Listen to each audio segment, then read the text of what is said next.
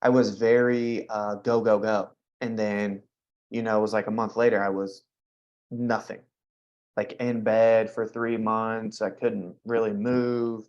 It was a crazy ride. Hey everybody, welcome to the Carnivore Revolution. I'm Serena, and today I have Trevor Griffith with me. And Trevor has a great story about carnivore, how it came to be, and a story of healing. So let's start with that and just talk about how you came to be where you are and what led you to the carnivore diet. Yeah, absolutely. Thank you for the introduction. Thank you for this. So it's kind of been a long journey, and I'm sure, I'll forget some things and maybe we'll have questions along the way. But ultimately, I was sick before I was sick. I was kind of that case. I didn't really know it until I hit rock bottom. And I kind of think that's what happens with majority of people.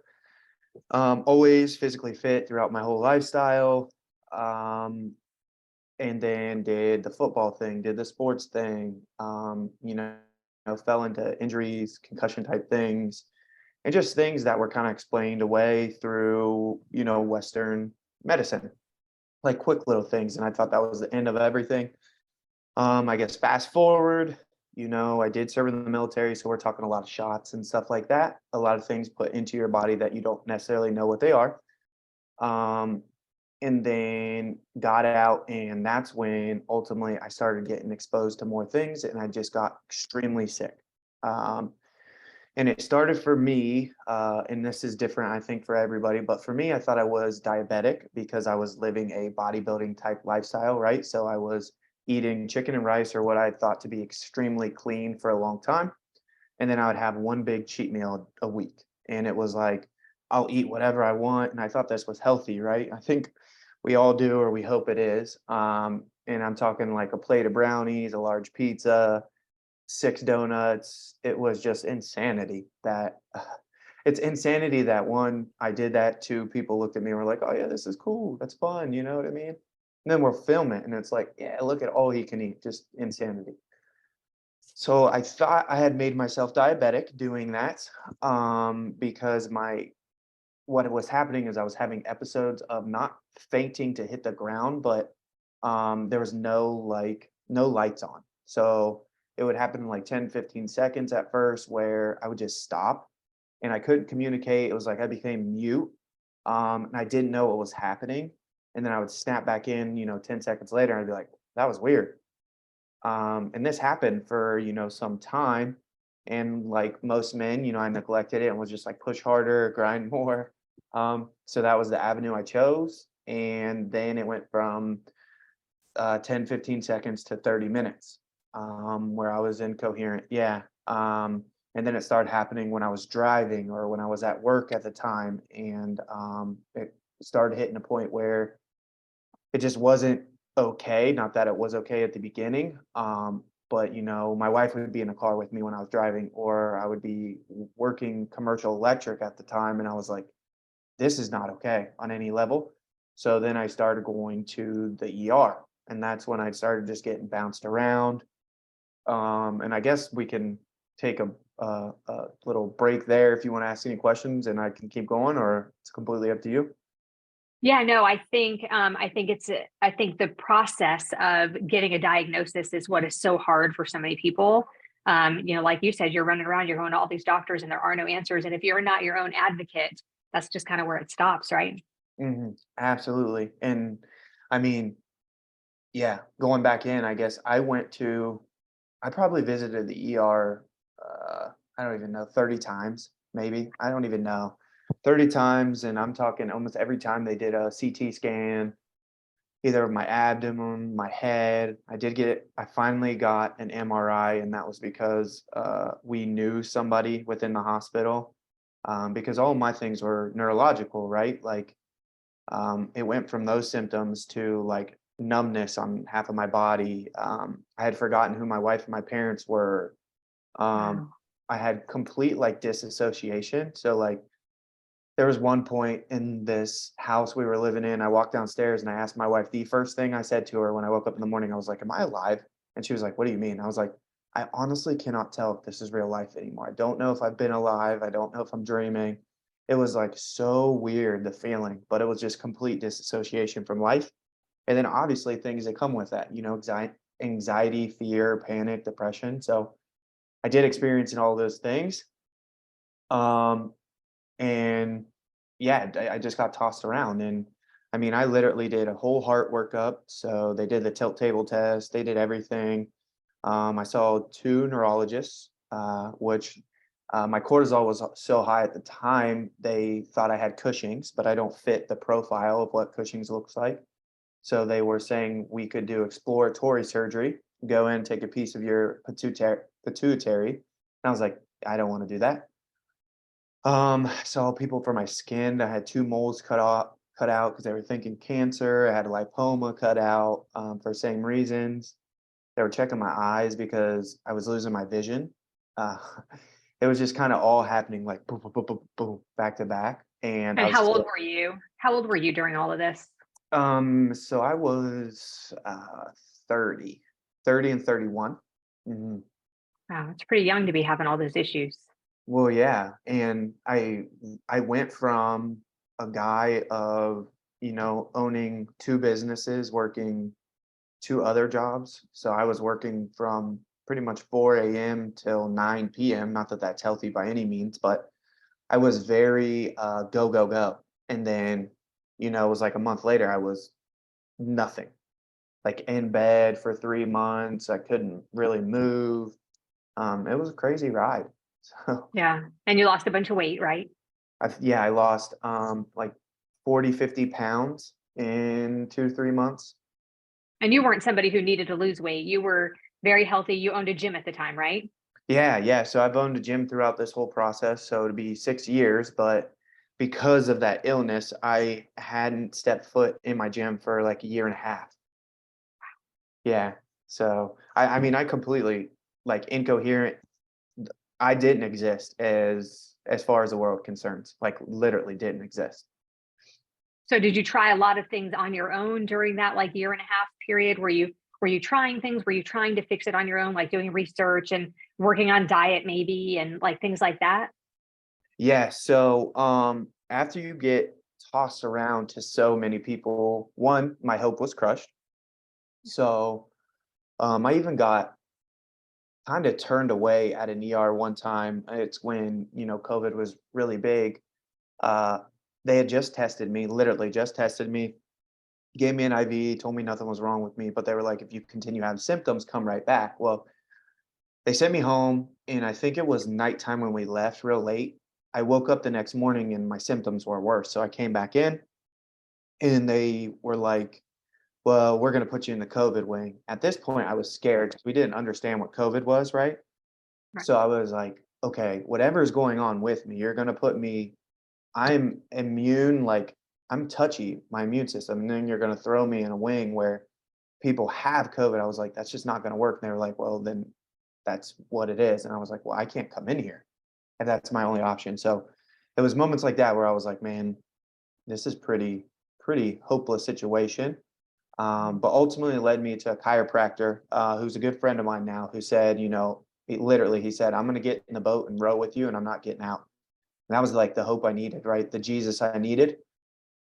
And from there, yeah, I started studying diet. I started studying supplement protocols. I did study under a naturopathic doctor, and I went to medical medium. That was my first avenue. Don't know if you've heard about him. I've been Um, there, done that. My whole family drank celery juice. Not my whole family, but four of the people in my family, my husband and my two youngest daughters, because I could still boss them around. They drank celery juice with me every morning for months. For mhm, months, I was convinced it was going to help us. mhm. Yeah, and it's one of those things like, you're so emotionally wrecked, logic goes out the window, right? And I was there, and I, like yourself, I convinced all my loved ones that this was the answer, and they were doing it with me, and that was kind of the start of their burnout, right? Um, and I got I got more sick. When you take protein and you take all these necessary nutrients out of the diet, things start happening. So my hair started falling out, my hormones started getting wrecked, depression, bipolar, suicidal, like just extremes mixed with obviously the unhealth of everything else. I remember my nails started splitting vertically. That was like one thing that was crazy to me. Yeah, it wasn't like chipping off, it was like splitting down. I was like, why is that happening? Um, I had extreme cases of yeast in my body, and when you're medical medium, man, it's all that sugar, all that fruit. So I was just feeding it, feeding it, feeding it. And really, I went from that, and I was like, man, I'm not doing this good enough. So then I started doing day 6, 7, 8, 9, or 7, 8, 9, and I just did on those on repeat, repeat, repeat, and really just not giving my body any nutrients. And then I went even harder. I went raw fruitarian. I was like, I'm just going to do raw fruit because I started studying. But I think his name is Dr. Morse. Morse. I think that's his name, but he's real big on like grape fast and things like that. Yeah. Um, so that's kind of what I started doing. And then obviously I got sicker and sicker. And then I started hopping on protocols from the doctor, I learned from who does believe in meat. It's just not a lot at all. I think he says like 20 or 30%. And I started, buying into all his supplements and, again, clinging to that hope and doing all his protocols. And they have coaches through their system, right? It's kind of designed to just be a money making machine. Yeah. And it got to the point where I just didn't feel good. And there were things that were happening that, in my opinion, were severe. And they told me, they were like, well, you just need to go back to the hospital. And I was like, what do you mean? I've invested in your company. I've literally learned every program you have. And you're telling me to go back to the people who I lost hope with?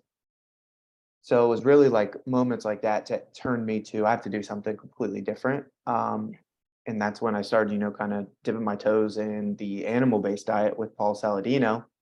Okay. And I was now learning a lot more, right? And I think that's why we go through the things we go through, to not only have the knowledge, right, but to have the experience, so that when someone hears our story, they're like, oh, wow, this person knows what they're talking about. It's because you've lived it. There's a difference. Um, but yeast, like I said, yeast had always been an issue of mine. So I had to pull away from the fruit. And then that also ultimately led me to the carnivore, and I've been on it for almost a year. And how long did it take for you to start feeling better? Like, at what point did you realize this is it? So I felt better animal based. I just was still dealing with like, well, two things. So I was doing high uh, uh, uh, liver supplements, like all his supplements, Mhm. right? And I do believe there is a benefit to some of those in small proportions, but it was causing extreme headaches, vitamin A issues, and I still had the yeast issue. So I got better doing that, but I still had extremes, like waking up with a headache, going to bed with a headache. It just never went away. And then I had yeast all over my body, literally head to toe. So still dealing with brain fogginess, some stuff like that. Um, and then when I went full carnivore, within like 2 weeks to a month, like depression relieved, just like head pressure relieved. Once I stopped taking all the liver supplements, the headaches went away. And then my yeast started, slowly dying off. And I'm still dealing with a little bit of that. And I'm treating it actually with plants now, but I do believe plants are medicine that we can utilize. And that is what I'm doing. But before, I couldn't take anything. I was so histamine sensitive. And now my body's healed so much that I could probably do, whatever I wanted in a small dose to help my body, and it would work. Yeah. So what kind of things, what kind of plants are you using? Like, we use essential oils a lot in our house. I Yeah. believe in the power of plants for medicine, 100%. We haven't been to the doctor for a sickness, anybody, and we have 4 children. We haven't been to the doctor for a sickness in about 10 years. We don't keep any medicines in the house. We don't even keep Tylenol in the house. On the occasion that I have to buy it because of, somebody's having, like my kids had their wisdom teeth removed. And Uh-huh. so I went out and bought some. We always end up throwing more than half a bottle away. Like, they used it just for that thing, and then we throw it away. We use essential oils for headaches. We use them for everything. So I do believe in that too, even though I'm 100% carnivore. I do believe in that. So what kind of things are you doing as far as that goes? So I'm kind of on I guess you would call it a gut repair. where Okay. I'm just kind of throwing in some bacteria type strains to help combat, yeast, because it like at one point it took over my body. I mean, my tongue was pure white at one point. So I'm throwing some things to kind of counterbalance that, and then obviously things that will aid the new bacteria I put in my body. Aloe, artichoke, things like that that might be beneficial and kind of deal with things just for a little span of time, 1 to 3 months, and then I'm off. Yeah. And so let's move on to exercise. So how long did it take you to kind of get back into the gym and start to feel better about your workout routine and things like that? Because you did put on some weight once you started carnivore and you started to heal. So how did all Mhm. that work? Um, so yeah, I was out of the gym for a year and a half because my cortisol was too high and my body couldn't recover. Um, so after that, I finally started getting into the gym. When I was carnivore, it seemed like it came on so quick and I was able to recover really fast. So I put on, I mean, I guess let's just call a year that I've been back in the gym because that's probably the truth with my journey. And I've put back on 45 pounds of muscle. So, I Wow, mean, that's awesome. yeah, that's quite a bit. That's insane. Yeah, Yeah. So, that's a lot of muscle. That's very cool. So what does a typical day of eating look like for you now that you're almost healed? It sounds like you're doing really well. So what's a typical day of eating like for you now? yeah. So I like to mess with my fasting window. I like to do so obviously for health reasons and like a will type reason. That sounds probably like a typical man, but there are things I think about, right? If I had to go without food, I don't want it to become an idol or to rule my life. So I mess with that. So maybe I do a 14, 16-hour fasting window, and then I'll break my fast typically with eggs, beef, and bacon. Um, and then I'll have a similar meal probably at 6 p.m. So if that meal was at 11, 12, 1, I'd eat again around 5 or 6. Okay. And what kind of foods are you like? What are you eating in the afternoons? Like, what's a typical day of actual food look like? Okay, so I will do, let's just do today. I had um, 5 eggs, a thing of bacon, like the whole pack, and then I did 4 Schweid and Sons burgers, which if you've ever had them, they're really Yeah. fatty. They're like, I think if you eat the whole pack, it's like 15, 1,600 calories. It's a lot. Yeah. Wow. I'll have to look at So that. it's a quick way to, I mean, really get fuel into your body. Mhm. Um, and then I'll eat something similar tonight, just like that. So, I mean, I have anywhere from 3,500 to probably 5,000 calories. Yeah. It's amazing. And I know people who listen to us talk. That's why I always ask like what a typical day of eating looks like. As somebody who is new to carnivore or thinking about it or thinks we're all crazy, they hear those kinds of things like about the food and about the calories and the amount of fat. Like for me, I just turned 50 Mhm. and I need 80 to 90% fat, sometimes more, to really feel good. And it's the craziest things. People don't believe this, but I lean out when I do like 3 really fatty days, like 5 egg yolks and 1 whole egg for breakfast, and like 7 slices of thick cut bacon with extra butter, on the eggs. And I cook the eggs in bacon grease, and then I pour the bacon grease over the eggs. My eggs are basically floating in grease and butter. And when I eat like that, and then have like cod livers for lunch or air fried beef fat, like ribeye trimmings. When I eat a day like that, I definitely can tell a difference in the mirror the next day, even without the scale. Like I can Mhm. tell a difference in the mirror because I lean out. So that's why I always like to ask about a typical day of eating because other people just think we're insane. Mhm. Which, I mean, I guess rightfully so, programming, right? How we've been programmed. Because Yep. if I were talking to myself 10 years ago and I'm sitting there, counting my macros at Yep. 2,500 calories, I'd have been like, there's no way. There's no way you can eat all that food. Yeah. Yeah. Even So, 3 years ago, you would have thought that. You would have no, thought you yeah, were insane 3 years ago. absolutely. Yeah. Yeah, it's like that for me too. And I find it crazy. Like I was talking to a friend this morning about it who was asking me questions about it.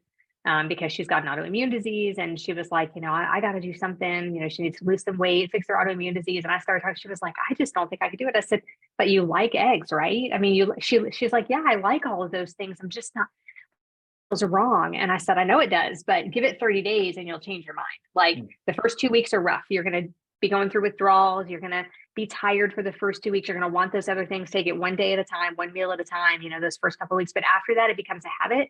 And by 30 days, you'll feel really good. Like that's what I tell people, like, you got to give it 30 days, but so many people will stop halfway through, they'll make it 14 days and say, and that's just not long enough. No. And it's one of those things, it's like people will get on 4 medications without any questions and take those for 5 years. But it's like, just give a diet 30 days and they're like, oh, that's going to kill me. It's like, what do you mean? You're willing to go this way, but you won't go this way. It's like, but that again, that's how just brainwashed we become. It's unfortunate. Yeah. And those same people not only will take the medications without even questioning it or questioning their doctor, they will also try a juice cleanse. They will try a vegan diet. They will try a vegetarian diet. They will try, just vegetables and lean meat without even a question. But you tell them to eat fat and meat and eat completely natural with no processed foods, and they freak out on their way to Dunkin' Donuts or Krispy Kreme to get a donut. Yeah. You know what I mean? Like those same people that are like, you're going to die from doing this, or are you sure that's healthy, are the people that are eating an entire bag of chips in one sitting and stopping at McDonald's and getting a burger with the fries and the soda. Like, no, my diet is not going to kill me. Not, definitely slower than the diet you're on. I wish there was a way to explain it in a way that would make everybody give it 30 days. Like 30 days of this will change your life, because even if you decide it's not for you and decide on low carb or like a clean keto approach, your life will change. Absolutely.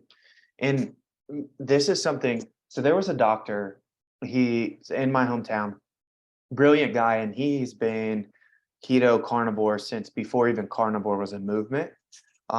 His name is Dr. Eric Serrano. He's a brilliant man. And I listened to him speak when I was 20 years ago. When I was 20, 13 years ago. And he was talking about this high fat movement and how we should eat basically whole foods, God-given foods. And I thought he was a whack job. That sounds awful, but I did because I was competing, bodybuilding, and I thought my fat had to be low because I didn't want to put fat on my body. Right. And I mean, he's had this idea right the whole time. And what he said that now stays with me, he's like, okay, obviously we're all going to die. We're all going to take that journey. We're all going to experience that.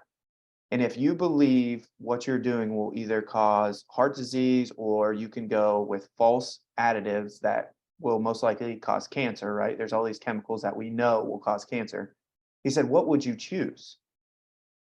And that's what he would ask. And it's like, okay, so say it did either this or this. Well, I would rather go towards, a heart disease than cancer or Alzheimer's or something, that's going to destroy my brain. And that's just me personally. But when he said that, and now I'm like, absolutely, even though I don't think it will cause heart disease by any means, the literature doesn't support any of it. But even just like that thought, if we had to arrive at that, it's like, yeah, I want to go this route. Yeah. And it's like that saying, every bite you take is either feeding disease or fighting it. And I wholeheartedly believe that. And the truth is, I have believed that for years. Like when my kids were all little, we never used prepackaged baby food. It was always mashed up bananas. And I would take out at a stoplight when they were hungry, I would open up a can of green beans with no salt, and I'd pour the water out the window, and I would hand the can back to my kids. And I mean, like, so for years, for years, I've always tried doing what I thought was the best in keeping everybody healthy. And so I can't imagine. Now, there have been times where I just didn't care on vacation, or, phases in my life where I just kind of ate whatever I wanted. But I never felt good. I mean, I always knew that those donuts weren't good for me. I always knew all of those things weren't good for me. We would go to birthday parties and I would bring my own cupcakes or cake for my kids so they didn't have the food coloring. So they weren't eating what everybody else was eating. I would home make the cupcakes, and I mean, they had sugar in them and stuff, but they were still better than the store-bought garbage, So I always had tried, and it turns out I was just going the wrong way. And now they don't believe me. Like, I'm like, no, this is the thing. And they're like, no, Mom, but 3 years ago it was juicing. I'm like, I know, but this is right now. This is the thing. I'm sure of this. And they're like, but, so they won't get 100% on board. And So you're having kind of that same Mhm. issue, right? Yeah. Yeah. Well, and when you think about it, like if there's an escalation of force, right? Like you were doing it right, like you arrived where you need to be, and you have the sad American diet, and vegan or anything like that probably is a little healthier than this, so we're removing all that processed stuff. So each you're like chipping away, right?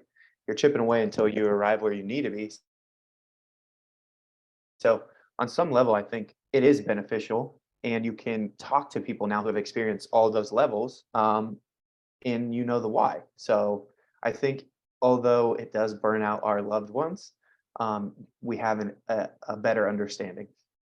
Yeah, and maybe they'll follow that example. Like they'll see that this is something that you're actually sticking with, and this is something that is actually helping you. And eventually they'll see it and just kind of follow the example and say, well, it really is working, Mhm. so maybe I'll get on board.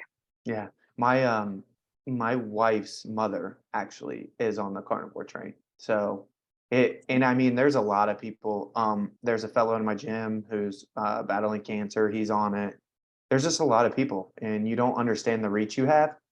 And it's probably every day someone in my community is like, "Hey man, been watching your stuff. I've been doing this for 3 months and I'm no longer dealing with depression." I'll get messages like that, and it's just like that's Yeah. why, we have these conversations.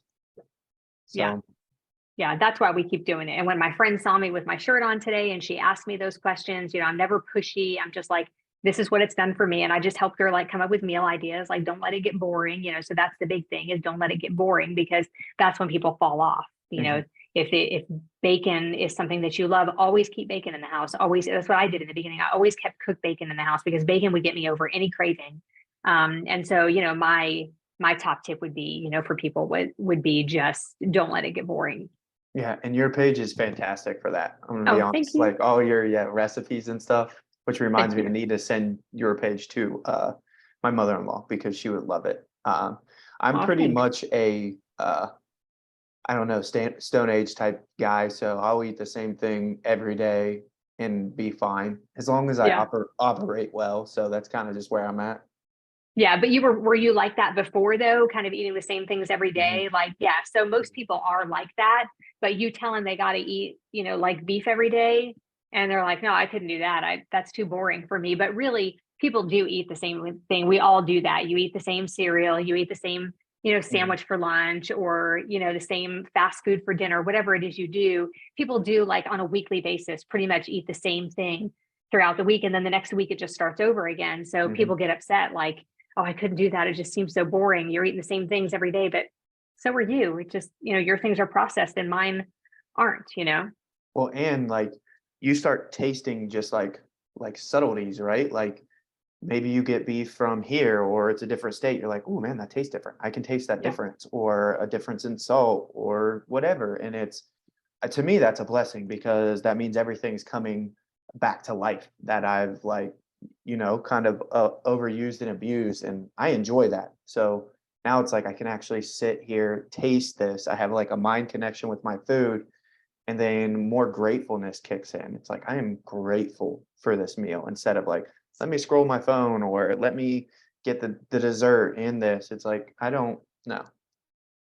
Yeah. It's really what we have done and what we have learned. And most carnivores would probably agree, is that we eat to live. We don't live to eat.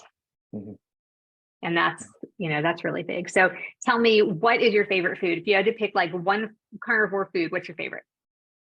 Mm. Um, Man, so I am a guy that I go through phases because sometimes I'll be like, "Ooh, dippy eggs, scrambled eggs. You give me eggs anyway, and that's my favorite." Sometimes bacon is my like that snack that if I have it, I'm good. But probably the most uh, across the board, I would say, would probably be like a fatty ribeye steak. Yeah, with some butter and salt on top, and yeah, I'm good. That's what I told my friend today. I was like, if you've never had steak with butter on it, you have been missing out your entire life. And I Yeah, just want to say, I love how you call them dippy eggs. That's funny. yeah, I love that. yeah. I'm gonna start calling them that. That's funny. Yeah, yeah. It was that's what my mom called them growing up, so it's kind of stuck with Oh, me. so cute. Okay, so now if you had one piece of advice for somebody who is where you were or has lots of unexplained things, or somebody who's considering coming to the carnivore diet, what's the one big piece of advice you would give to somebody new? It would probably be what you say. Just give it a try and just try to think of it logically, right? Like in 30 days, if you were to try a diet, what honestly could it do to your health? And then start talking to people and see their journey, because I haven't heard one journey yet that wasn't like, I completely turned this around. I no longer deal with this. I have mental clarity. I'm no longer battling depression. So it's like, if you truly want the things you say you want, just like try it and talk to somebody. And then don't like set an expectation. If you need to go a little slower than somebody, then go a little slower. If you want to like rip the band-aid off and go tomorrow, then do that too. And that's okay, you know? Um, because we each have our own journey and our way to get there. So yeah, be graceful, learn, and talk to people. Love it. So I guess that wraps it up for us. Thank you so Awesome. much for spending time with me. I really appreciate it. Yeah, absolutely. It was fun. Yeah, thank you so much. And you guys come back. We'll see you next time here on the Carnivore Revolution.